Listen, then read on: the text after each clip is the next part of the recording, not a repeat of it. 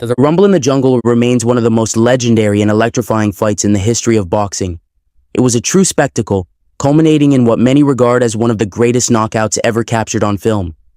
After 8 grueling rounds, Muhammad Ali came off the ropes and unleashed a lightning-fast combination that sent the seemingly invincible George Foreman crashing to the canvas.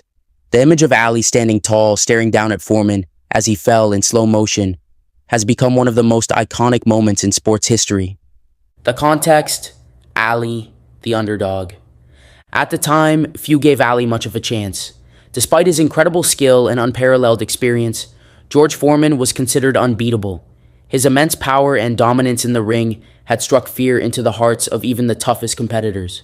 Foreman had bulldozed his way through the heavyweight division, famously destroying Joe Frazier and Ken Norton, 2 men who had pushed Ali to his limits.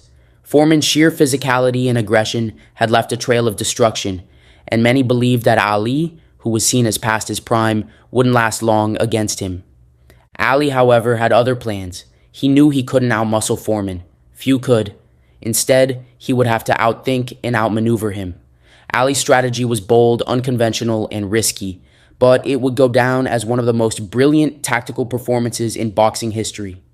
Foreman's style and Ali's counters. Foreman's style was built around overwhelming his opponents.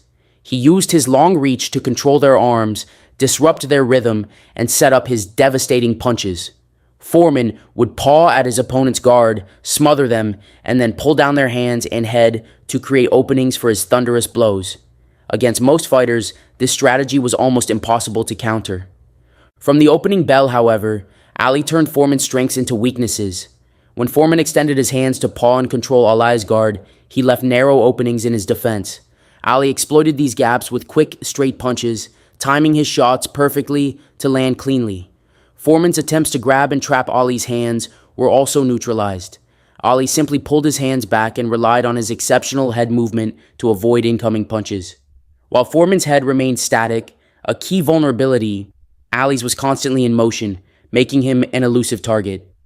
Foreman also relied heavily on pushing his opponent's heads or shoulders to knock them off balance and set up his power punches. But Ali was a master of slipping past punches. When Foreman extended his arms to push, Ali treated it like a slow jab, slipping around it and countering with precise right hands. Time and again, Ali's quick reflexes and pinpoint accuracy turned Foreman's aggression against him. The rope-a-dope.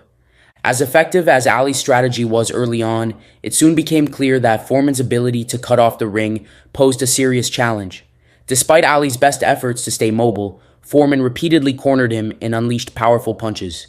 At first, Ali attempted to escape the ropes, but Foreman's relentless pressure made it difficult.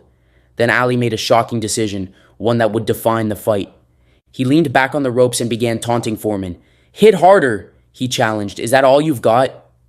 Ali's tactic, later dubbed the rope-a-dope, was audacious. He allowed Foreman to throw punch after punch, absorbing the blows on his arms and shoulders while conserving his own energy.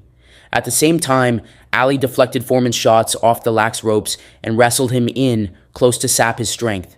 Each time Foreman tried to target Ali's body, Ali would pull him off balance, robbing him of the stability needed to generate power.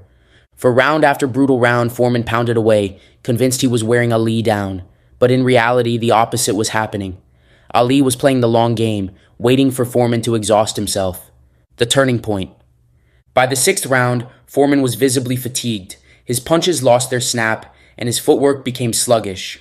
Ali, sensing his opportunity, began landing more frequent and powerful counters. The tide of the fight was turning, and Foreman, once the hunter, was now the prey. In the 8th round, Ali's strategy came to full fruition. Foreman, desperate to land a decisive blow, left himself open again as he tried to paw at Ali's guard. Ali unleashed a blistering 1-2 combination that stunned Foreman. As Foreman reached to control Ali's head, Ali slipped the attack, spun Foreman around, and landed another flurry of punches. Each shot was precise, sharp, and devastating. Foreman, now completely off balance, staggered to the ropes.